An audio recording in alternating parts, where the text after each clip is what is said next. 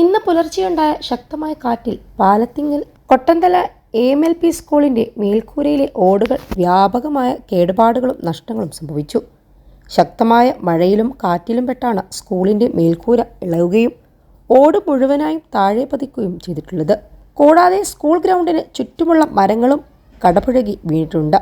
കളിസ്ഥലത്ത് സ്ഥാപിച്ച jumping net ശക്തമായ കാറ്റിൽ 150 മീറ്ററോളം മുന്നോട്ട് പോയിട്ടുണ്ട്. സ്കൂൾ പ്രവൃത്തി സമയമില്ലാത്തതിനാൽ വലിയൊരു ദുരന്തമാണ് ഒഴിവായത്. സംഭവ സ്ഥലത്ത് ഡിവിഷൻ കൗൺസിലർ അസീസ് സ്കൂളത്ത്, Parappanad emerging group chairman doctor Kabeer Machancheri എന്നിവരുടെ നേതൃത്വത്തിൽ നാട്ടുകാരും സന്നദ്ധ പ്രവർത്തകരും രക്ഷാപ്രവർത്തനം നടത്തിവരുന്നുണ്ട്.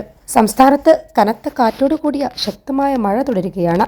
അടുത്ത 5 ദിവസം മഴ തുടരുമെന്ന് കേന്ദ്ര കാലാവസ്ഥാ നിരീക്ഷണ കേന്ദ്രം അറിയിച്ചിട്ടുണ്ട്.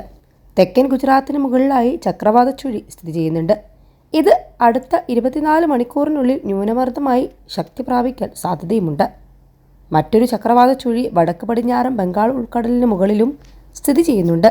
കേരളത്തിന് മുകളിൽ പടിഞ്ഞാറൻ കാറ്റ് ശക്തമായി തുടരുന്നുണ്ട്. സംസ്ഥാനത്ത് അടുത്ത 5 ദിവസം വ്യാപകമായ മഴയ്ക്ക് സാധ്യതയുണ്ട്.